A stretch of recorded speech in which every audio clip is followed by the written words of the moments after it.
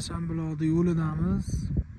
Arshanbuloqqa yengil mashina chiqolmaydi deganlar uchun biz Damazda bordik, lekin 10 kilometr 15 kilometr qolganda bizning ustiga qoldik.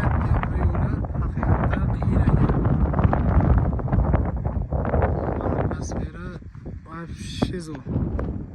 Tabiat o'ta chiroyli. Maslahatimiz, Damazda keladiganlar bo'lsa, benzinda chiqish kerak ekan, keyin 3-4 kishidan oshmasligi kerak ekan.